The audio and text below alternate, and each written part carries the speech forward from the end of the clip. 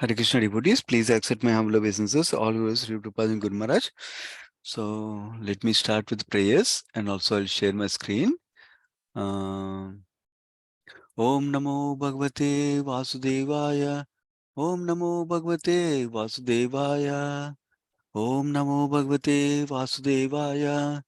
Narayanam Namaskritya Naram Cheva Narottamam Devim Saraswatim Vyasam Tato Jayam Udirayet Nashtaprayeshu Bhadreshu Nityam Bhagavata Sevaya Bhagavati Uttama Sloke Bhaktir Bhavati Nastiki Om Ajnanatimirandasya Gnananjana Shalakaya Chakshurun Militam Yena Tasmai Shri Guruve Namaha Sri Chaitanya Manobishtam Stapitam Yena Bhutale Swayam Rupa Kada Mahyam Dadati Sopadantikam Vandeham Sri Guru Sri Uttapadakamalam Sri Gurun Vaishnavamscha Sri Rupam Sagrajatam Sagana Raghunadanvitam Tam Sajivam Sadvetam Savadutam Parijana Sahitam Krishna Chaitanya Devam Sri Radha Krishna Padan Sagana Lalita Sri Vishakanvitamscha He Krishna Karuna Sindho Dinabandho Jagatpate Gopesha Gopika Kanta Radha Kanta Namostute Tapta Kanchana Gaurangi Radhe Vrindavaneshwari Vrishabhanu Sute Devi Pranamami Hari Priye Vanchakalpatarubhyasya Kupasindubhyevacha Paditanam Pavanebhyo Vaishnavebhyo Namo Namaha Jai Shri Krishna Chaitanya Prabhu Nityananda Sri Advaita Gadadara Sri Vasadi Gaura Bhaktavrinda Hare Krishna Krishna Krishna Hare Hare Hare Ram Ram Ram Hare Hare नमो विशुभदाय कृष्ण प्रस्थाय भूतले श्रीमते भक्ति वेदांत स्वामी नित्य नामने नमस्ते सरस्वती देवे गौरवाणी प्रचारिणे विशेष शून्यवादी पाश्चात्य. Okay, welcome everyone for this discussion on the Srimad Bhagavatam, third canto, 9th chapter to 12th chapter. We already discussed 2 days about first 4 chapters and then the next 4 chapters. So let me go through one at a time.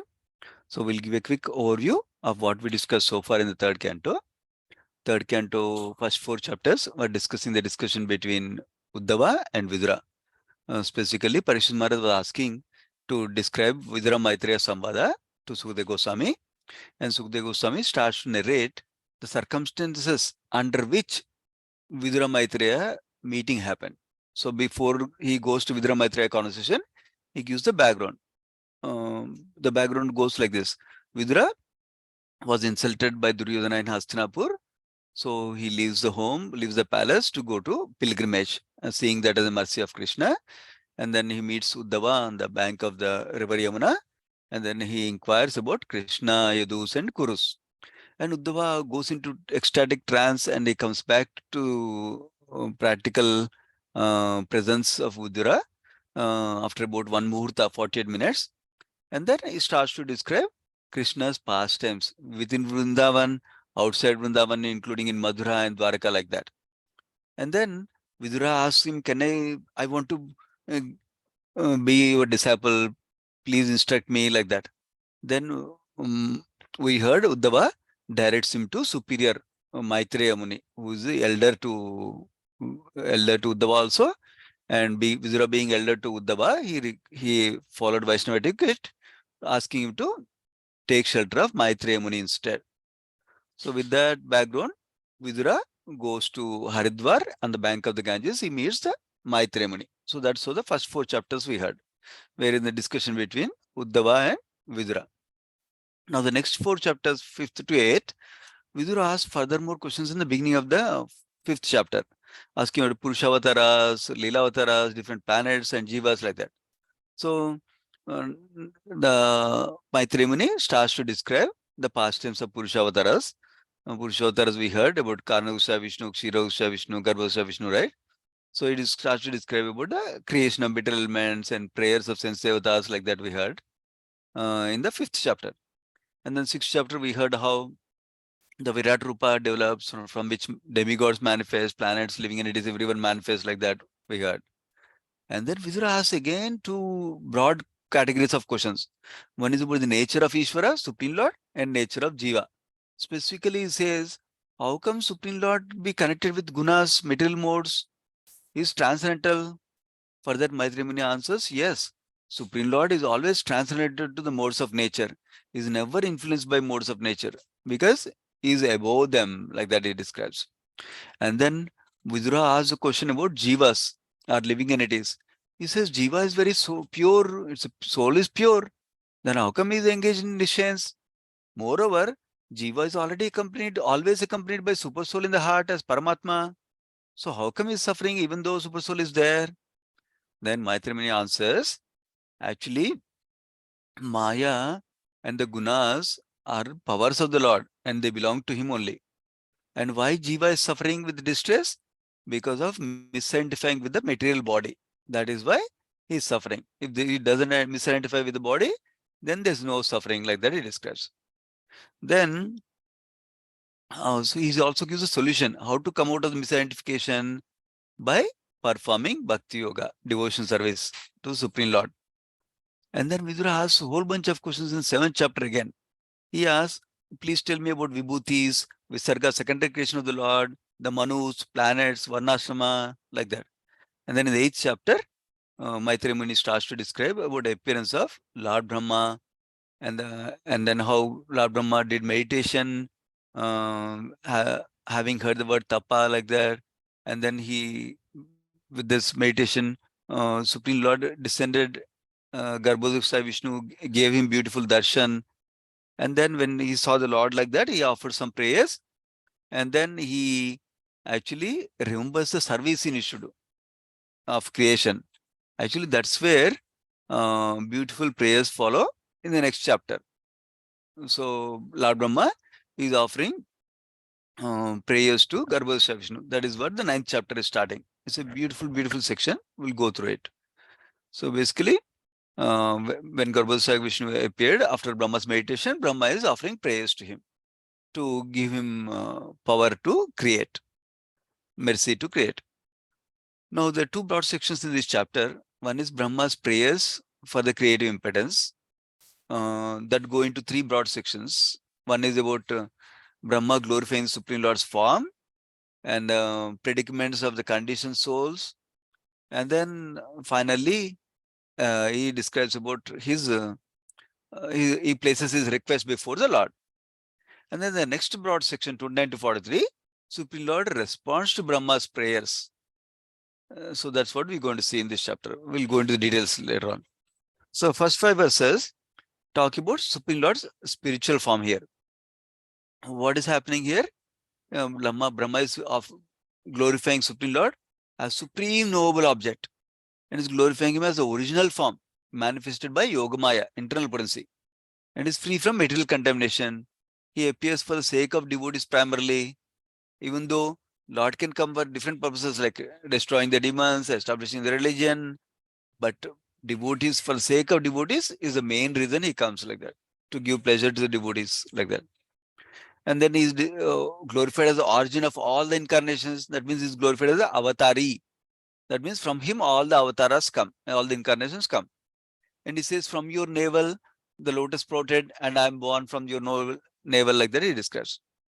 Then in the next verse, he is describing, I surrender to your transcendental personal form, not your Brahmajyoti aspect of you, but your personal form only.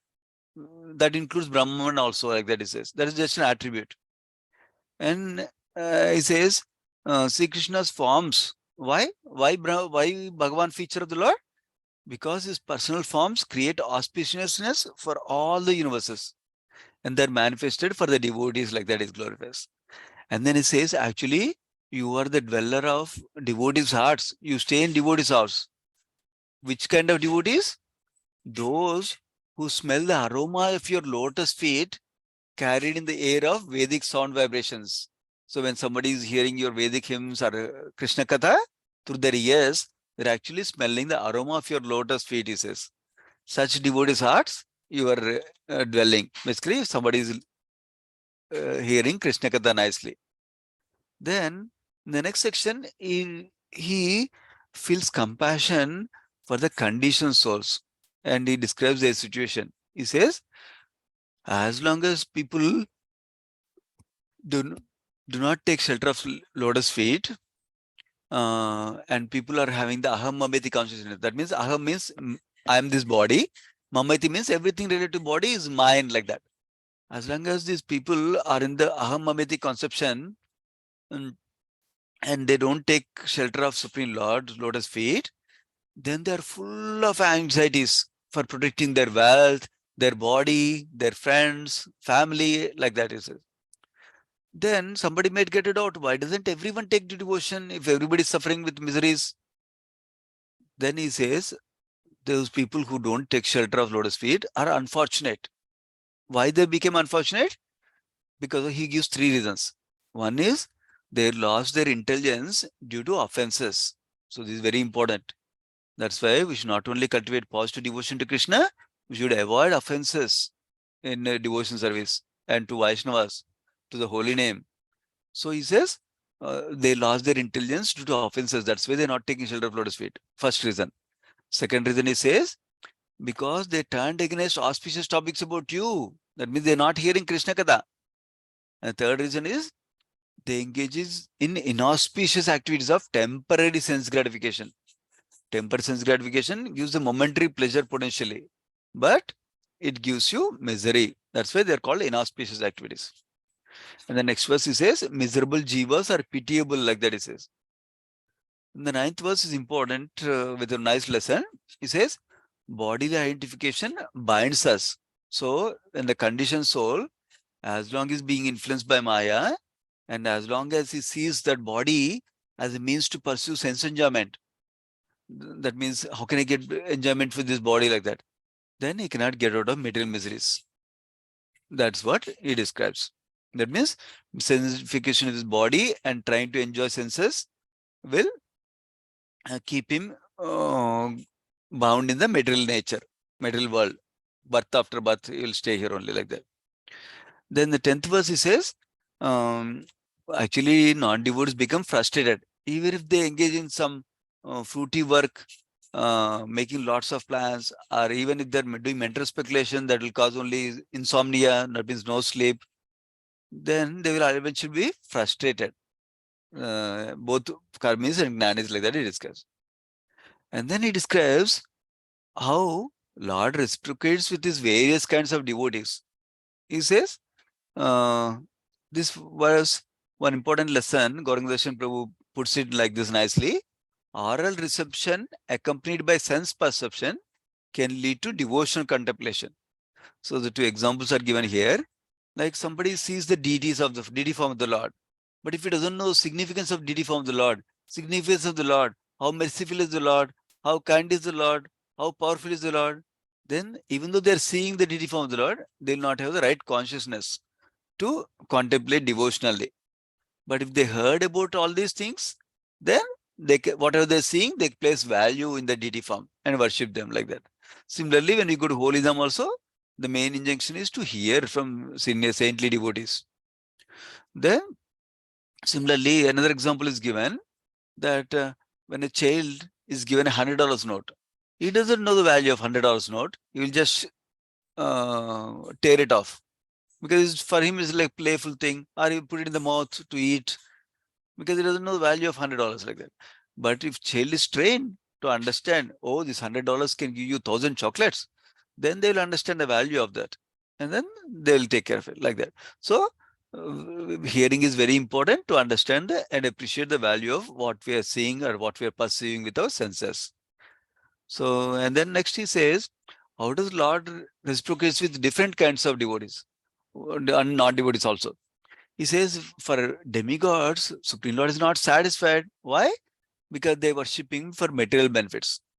Whereas devotees worship is very pleased because they not only worship Supreme Lord without any material motivation, ahaituki, and ahaituki means causeless, without any material motivation. And then also they show mercy to all others also, other beings also. So that way they can go closer to Krishna. So like, and non-devotees is not even available, he says, because they make offenses to protect them, not because he doesn't like them like that. To protect them is away from them so that they don't make any further offenses. Then 13th verse he says, Brahma, that actions offered to satisfy the Lord never go in vain. That means they'll never go waste. They're always benefits us. As long as we try to satisfy Supreme Lord, will benefit us. Another aspect we see here is offering obeisance to Supreme Lord by glorifying in different ways. he says you are the Brahman worshipped by Jnanis, and then you are the Bhagavan worshipped by devotees. As Garbhoksha Vishnu, he enjoys pastimes of creation, maintenance, and dissolution, he says. Actually, Gauranga Krishna Prabhu says, in this verse is indirectly indicating that Krishna performs pastimes with the devotees in different rasas, like Sakya Rasa, Dasya Rasa, Santa Rasa, Vatsalya Rasa, like that, or Madhura Rasa. And then 15th verse he says, Lord Brahma, one who chants the holy name of the Lord, even unconsciously at the time of death, is free from all sins and attains to Supreme Lord also. So basically, it's not just the sins are going away, but actually they can attain Supreme Lord. That's the power of the holy name, like that. And then he glorifies him as the prime root of the cosmic tree, which is made of 3 trunks, he says. What are the 3 trunks? Gunavataras. Supreme Lord Vishnu himself, Lord Shiva, and Brahma himself. And then he says, all plans will be cut to pieces by the powerful time for people with tendency for foolish work. And I fear your time factor, even though I live for so long time, like that he says. So this powerful time will be elaborated in the next 2 chapters coming up. And then he says, you appear in various species in your transcendental forms. So even if Supreme Lord appears like a fish, like a tortoise, like a boar incarnation, we'll go to see in the next coming chapters, Varahadev, still he is transcendental. He is not a material living entity like that.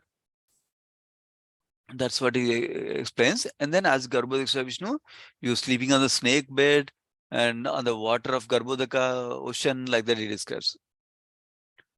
And then continuing further, the next section, he places the request before the Lord. I was briefly mentioning earlier that prayer, Radhika Raman Prabhu long time ago, was giving a seminar on prayer, Vandanam. He used to say that the 3 main components of prayer many times, at least 2 components. One of them is offering obeisance to the Lord. When we go before the Lord, we offer obeisance to the Lord. And then we glorify the Supreme Lord. That is the second component. And third component is that we place a request before the Lord. The third component is not mandatory. We don't have to request Lord always. So here is placing the request finally. What is the request is asking? Because he wanted to create, so he's asking, please empower me. Please give me empowerment to create, with the introspection to create, because I am also one of the surrendered souls, like that it says. And then it says, please protect me from the false ego. This is important because when he gets the power to create, he will think, oh, see, he'll become proud. I created this. So he's asking Lord to protect him from that false pride or false ego, and hence not get deviated from the devotion service, like that he's asking. So these 2, false pride and deviation, are the 2 obstacles in devotion service for us also. So we should have healthy fear of fall down. One time, Srila Prabhupada was with his devotees, where I did not go to the whole pastime, but essentially he prays before Supreme Lord, and one devotee, his servant, asks him, so Prabhupada, may I know what you are praying? He says, my dear Krishna, please let me not fall down, like that he is praying like that. Even Prabhupada, who is elevated devotee like that, he is praying like that. So we can learn from that and not become proud anytime and be in a humble position before the Lord, seeking his protection, like that. So then he says, one of the important lesson in this section is, our credit is not being able to do great services. Our credit is being able to desire to do service, being willing to do the service, like that. Krishna provides the necessary ability and a facility for doing that seva or service. After Brahma offered his beautiful prayers, Supreme Lord responds to him. One of the things he says is, you just follow the penance and devotion to see everything in relation to me. Actually, whatever you asked for, I already granted you. So you'll receive by favor by meditation and transcendental knowledge, he says. And then he describes bhakti gives the transcendental vision, and you'll be free from illusion, like that. So when we are free from illusion and influence of the modes, then Brahma can become, he says, realizes your pure form and you will attain relationship with me, he's saying. So that is with purification, we can attain relationship with Krishna. And then he says, just by expanding service that attracts my mercy, like that. And then he confirms him that passion, mode of passion that is involving himself with to create, it will not bind him in any way. And then he says, I manifested within you to make you successful when you are searching for me, he says. And then this is very important. He says, your prayers, the penances that you did, and your firm faith that you have in me, you all got because of my causeless mercy alone. So we need to remember that. Without Krishna's mercy, whatever we do, we're just dysfunctional. Nothing will happen. And he says, I'm pleased with your glorification of my transcendental nature. Next three verses, he says, I'm the dearmost of all, and I'm the one to be satisfied, he's telling. Krishna is personally telling, Supreme Lord is personally telling. He says, ultimate goal of all pious activity is to invoke my satisfaction. This is the underlying principle for us in bhakti also, to please the Supreme Lord.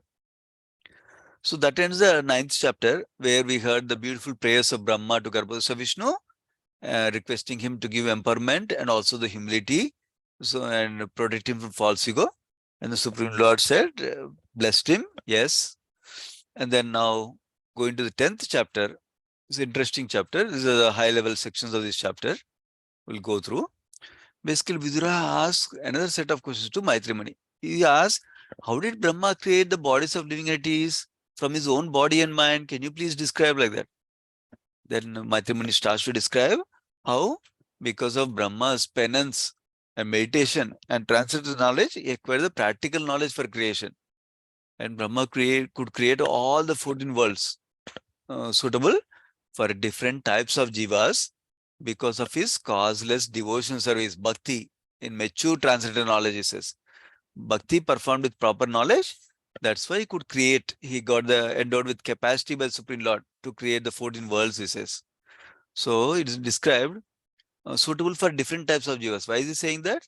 Because we know from Bhagavad also, those in mode of goodness, they go to the upper planetary systems. Those in mode of passion, middle planetary systems. Those in mode of ignorance, they go to lower planetary systems, like that. Similarly, depending upon a consciousness, we are placed in a particular planetary system. Then, after that, Vidura asks another question. He asks, can you please describe the symptoms of eternal time, which is another form of the Lord? Then Maitri Muni starts to describe some general idea about the time. He tells about the characteristics of time. He says, time is the source of incarnation, interaction of the different modes also. That is during the creation we saw. How? Only because of the influence of the time, the modes are interacting with each other. And then he says time lacks attributes. That is why it is imperceptible. That means you cannot see it with senses like that. And time is limitless with no beginning and no end also. And the time divides the universe into various planetary systems, he says.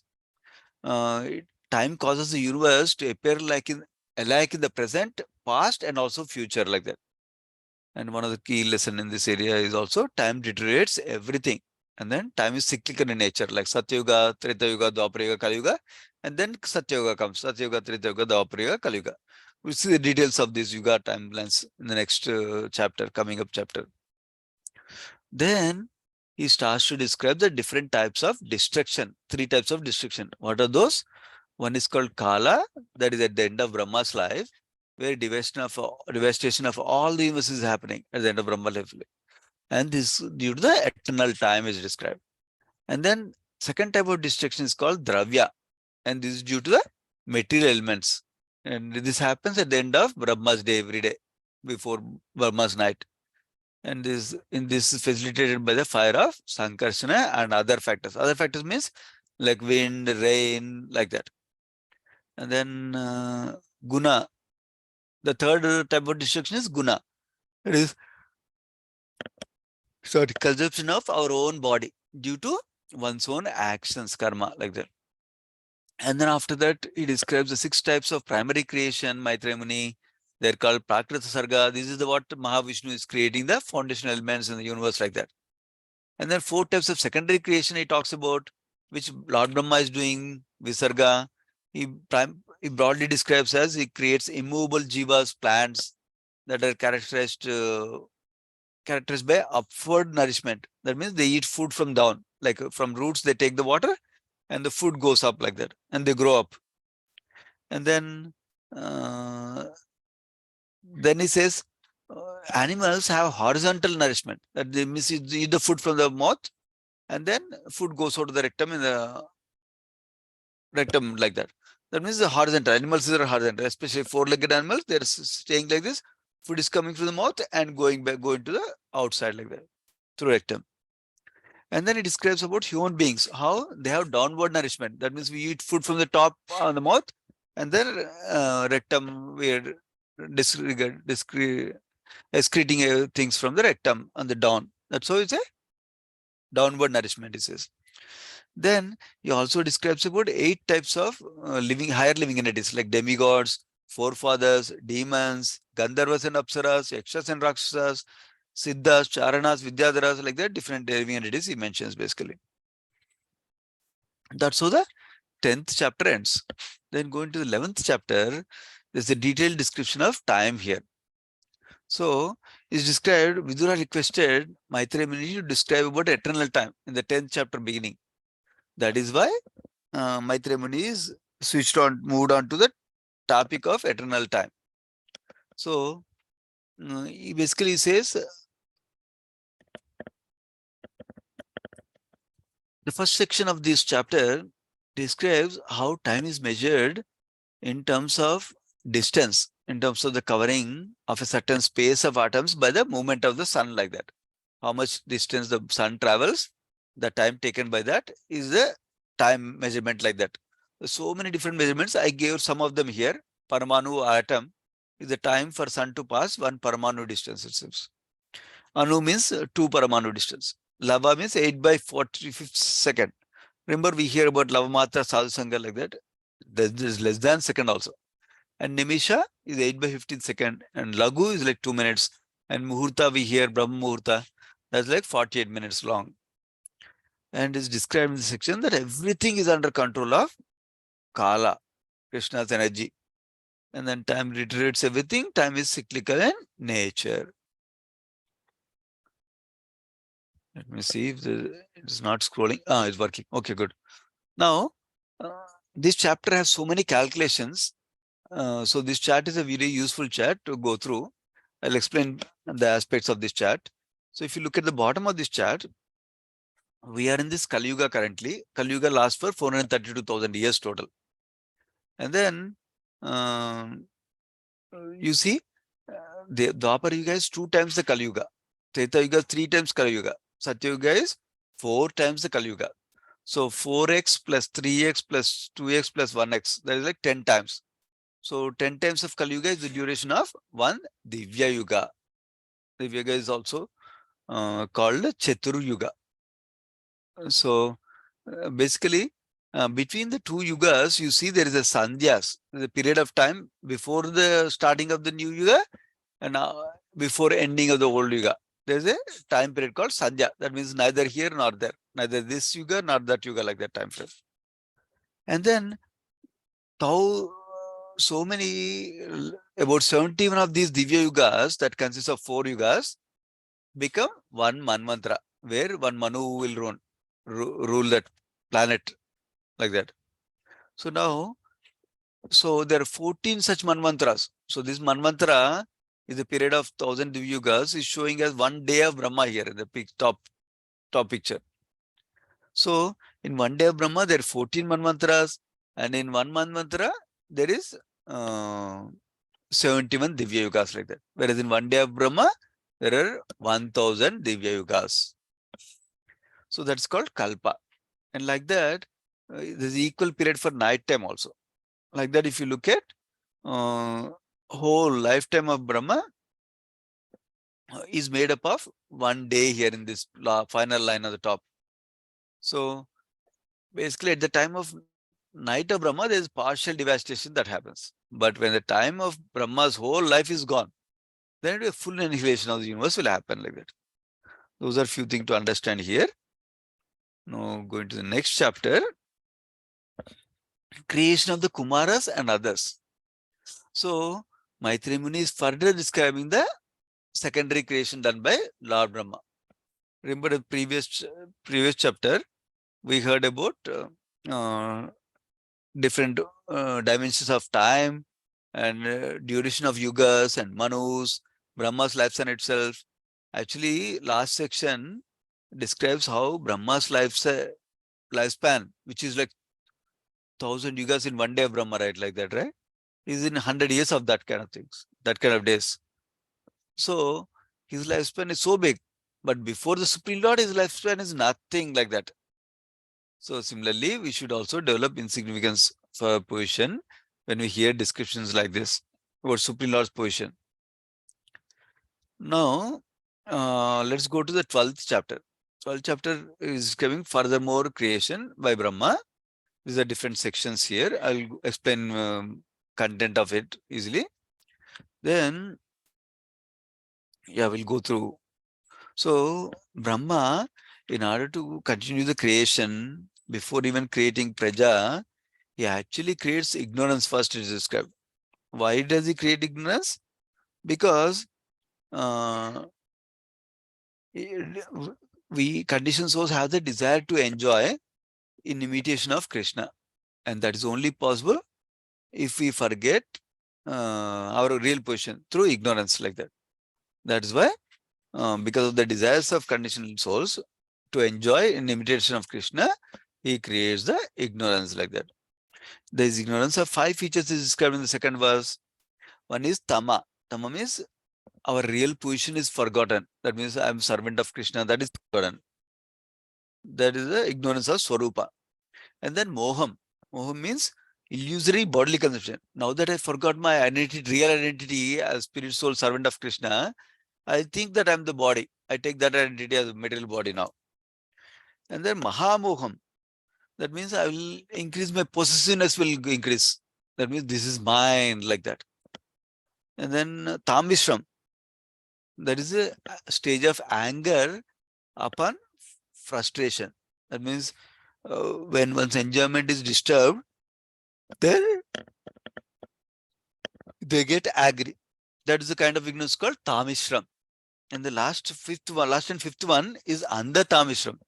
This one, this unconscious state brought about by anger. It's like a sense of death is described. So Brahma actually was displeased, it seems, that, oh my God, why did I create this? All this ignorance for living entities like that. But one lesson we can learn is sometimes a devotee may do some unpleasant activity as a matter of duty, but he or she should not take pleasure in that activity because it's unpleasant. It's only duty, so they still take care of the duty like that. Yeah. And then other question might come up: why did the Lord create the material world if it is full of suffering? This is only because of their strong desire, stubborn desire of the jivas. That's why it's creating material world. Otherwise, he doesn't need anything from that. Now, yeah. After that, Lord Brahma creates the four Kumaras, and they're so great in knowledge, the four Kumaras, that they want to pursue spiritual path of renunciation, sannyas yoga. They don't want to hear again and again like that. So that's what is being described here. Kumaras were created. However, Brahma asked them, now you help me with the creation. You help me create progeny, children. So many citizens we need, living entities we need. Then they said, sorry, we want to pursue our spiritual path. We don't want to get into marriage and children like that. Then Brahma became angry, even though he controlled his anger with intelligence. But it came out from his eyebrows as Lord Rudra. Rudra is created. And then Rudra, when he's born, he cried, oh, master, please designate my name and place like that. And Brahma pronounced his name as Rudras. He says, because you control anxiety, you cried anxiously, you were given name of Rudra, he says. And then he says, yeah, I'll give you 11 places for you to stay, like that, he says. And then he gives him his 11 names for each of the Rudra. And then he gives, you'll have 11 wives also like that. And then he says, accept these places and wives and create progeny on large scale like that. But when Rudra starts creating, he starts to destroy everything in the world like that, instead of creating something, instead of creating praja. So Brahma says, oh Baba, no, please stop. No need to create any living entities like that, he says. So then, and he encourages him to go to do austerity. And he says that will be auspicious to you and it bestows happiness to others also. And also that you can recreate the universe as it was before you destroyed like that. Brahma becomes little afraid at this stage because every child is creating, they're not accepting the service of producing children. Then Brahma goes to the forest to perform austerity again. This time, from the manifestation of Brahma's mind and body, several great sages come, like Narada Muni, Vasishta Muni, Daksha, Bhrigu, Kratu Muni, Pulasya, Angira, Atri, Marichi, Pulaha, like that. And then also Dharma and Adharma were also born from Lord Brahma. And then it's described in 26 verse that factors which instigate adharma are lust and desire, anger, power of speaking, ocean, low and abdominal activities like that. Low and abominable activities. So these are all came from body and mind of Brahma. But still they did not create anything. So Brahma proceeded with his service. Then he was attracted to his daughter walk, though she was not attracted to him like that is described. So in this connection, there are nice lessons we can learn. Actually, next page I'll have some lessons. Basically, one thing is, those who are fully dedicated to spiritual realization, they don't get deeply involved with material affairs. So this is an example of why Kumaras didn't want to create Praja, because they want to engage in spiritual realization like that. Another aspect is, Brahma went through so many obstacles in executing his service. But still, Brahma did not leave his duty and service. What are the obstacles he got? There are 5 obstacles Gauranga Prabhu summarizes. One is, he became dissatisfied after creating ignorance because that will bewilder living beings. And the second is, he was disobedient, right? Okay, disobedient. Who's disobedient? Kumaras were disobedient. They didn't listen to his father's request. And then next one is disturbance. Rudras, when they were born, they created disturbance, but he didn't say, oh, okay, because of creation, all these disturbance coming, let me stop it now. We don't need any more like that. Not like that. So that's another indication, obstacle. And then another option is he got distracted by seeing his daughter walk like that. He was running after her. But still he continued to service after that. What did he do? He actually gave up that mentality that caused him to go behind the daughter, and then he continued his service. And the last obstacle was he found a deficiency of other souls, meaning like even though he created several stages for body and mind, he didn't see his goal is reaching. That means progeny is getting created like that. So in spite of these obstacles, we do our service nicely and Krishna will be pleased like that. That is the essence of this section now. Then go into the next. Okay, that is basically we'll summarize briefly. 3rd canto, 9th chapter, 10th chapter, 11th chapter, 12th chapter, right? We'll summarize briefly. 9th chapter, what did we learn? We learned about Lord Brahma's prayers to Garbhodaya Vishnu like that.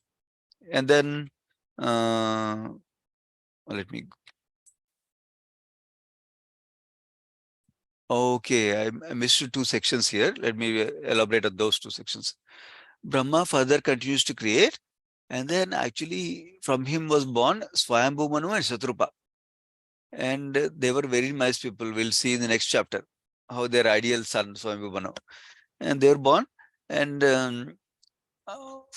is described at the end of the chapter that Swayambhu Manu has 5 children, 2 sons and 3 daughters. Well, who are the 2 sons?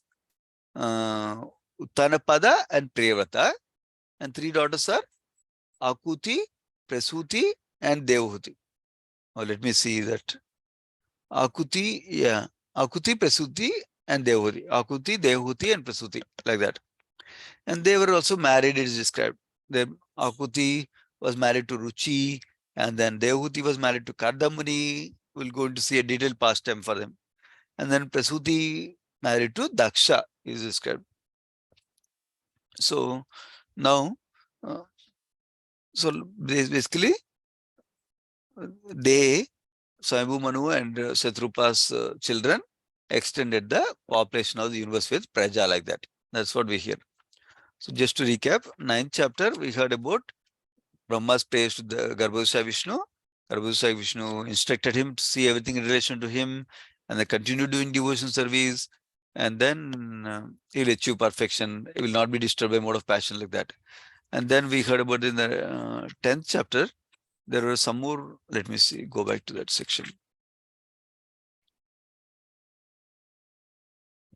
Yeah, after the 9th chapter, we hear in the 10th chapter, Brahma offers beautiful prayers to him, glorifying him, glorifying everything, his lotus feet, glorifying the devotees, and then glorifying the devotion service itself. And then finally, Brahma, Supreme Lord, replies to him. So he says, actually, Brahma, we heard one important thing. He asked for the ability empowerment, and he also asked him so that he will not be bewildered by false ego and pride, like that. Also, he asked another aspect. And then Brahma, Supreme Lord says, yes, I already granted whatever you gave. You continue in your devotion service, you will be successful, like that he says. Then in the 10th chapter, Vidura asks about time, more about the time.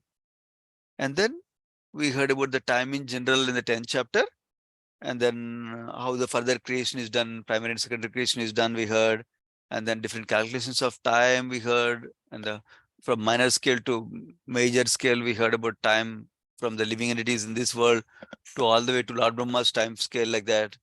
And then in the last chapter, finally, we heard about how Brahma creates this ignorance, and then 4 Kumaras and Rudras, and then sages from his body, and then he goes after his walk. His daughter walk is described, and Brahma's further creation is described, where Swayambhu Manu and Swadrupa are born. So one more lesson I wanted to share with you about the walk episode. I'll go to this slide. A few more lessons about walk episode, where Brahma was trying to pursue his own daughter. Basically, we can learn a lesson that we can be victimized by attraction to opposite gender at any time in this world. Even though we can be great personality like Lord Brahma, but still we could be victimized by opposite gender attraction, that like that is described. So we need to be very, very extremely cautious, like that. That's one important lesson here. Another lesson is, even when we see accidental mistakes of great souls, we understand that it will not affect them. But if we criticize them, we will actually fall down. So we should not criticize great souls. We should not disrespect great souls. We should always place them in high respect and high regard, because they are in such a great position that Supreme Lord sometimes uses his own pure devotees to teach a lesson for us, like how a mother-in-law teaches lesson to daughter-in-law by using her daughter, like that. Similarly, sometimes Supreme Lord uses them like that, and their position doesn't get reduced just because they made one mistake, like that.